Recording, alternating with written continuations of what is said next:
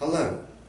I want to talk about Thomas Aquinas, our good friend, a 13th century scholar. And I just want to say what he has to say about Islam. Now today, Europe and North America is plagued by Islam. And Thomas Aquinas is regarded as one of the most eminent medieval philosophers and theologians, and he offered a biting critique of Islam based in a large part of the questionable character and methods of its founder, Mohammed. Thomas Aquinas is a well-known philosopher and a theologian from medieval times. In reviewing his writings, it is clear that he had a fierce criticism and concern about Islam. As events roll out in the Middle East with radical Islam on the rise, today, it's important to learn from history so as not to repeat it. According to Aquinas, Islam appealed to ignorant, brutish, carnal men, and it spread not by the power of its arguments or divine grace, but by the power of the sword.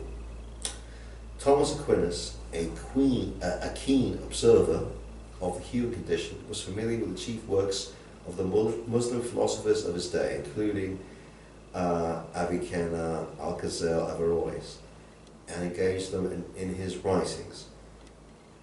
Now, in one of his most significant works, the voluminous Summa contra Gentiles, which Thomas Aquinas wrote between 258 up to 264 AD, the scholar argued for the truth of Christianity against other belief systems, including Islam. Now, Thomas Aquinas contrasts the spread of Christianity with that of Islam, arguing that much of Christianity's early success stemmed from widespread belief in the miracles of Jesus, whereas the spread of Islam was worked through the promise of sensual pleasures and the violence of the sword. Muhammad, Aquinas wrote, Muhammad seduced the people by promises of carnal pleasure, to which the concupiscence of the flesh goads us. His teachings also contained precepts that were in conformity with his promises, and he gave free rein to carnal pleasure, that's sex. So basically he's talking about the 72 virgins. So when they kill, blow themselves up. Right. Such an offer Aquinas contended appealed to a certain tribe of persons of limited virtue and wisdom. In all this, as is not expected, he was obeyed by carnal men.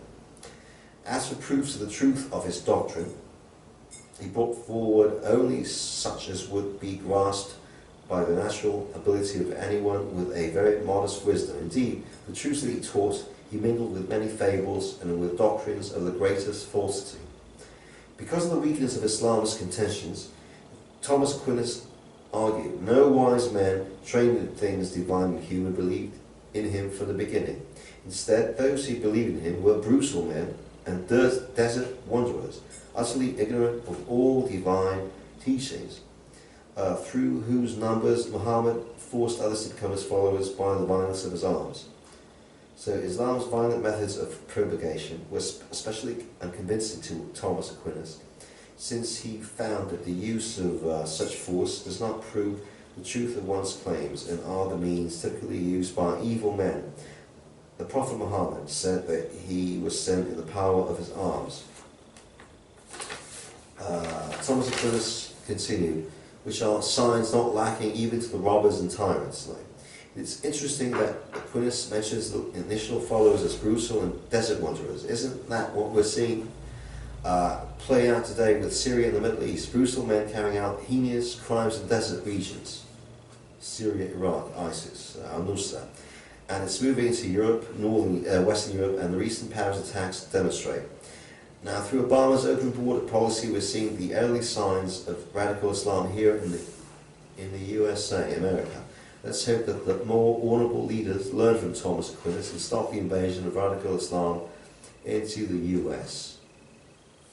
So basically, Western Europe, the free world, Israel, and Northern America, the threat from radical Islam. And radical Islam was founded in 1928 by an Egyptian called Al-Habana. And we're seeing it now in the West Bank, in Gaza, in Syria and Lebanon, and they're trying to destroy the free world. Be it Hezbollah, be it ISIS, be it al-Nusra, be it the Taliban, it's all the same thing, same old story. And they've got followers and they've got communist followers in Europe and North America, sadly. These radical Islamists. We don't. Thomas Aquinas.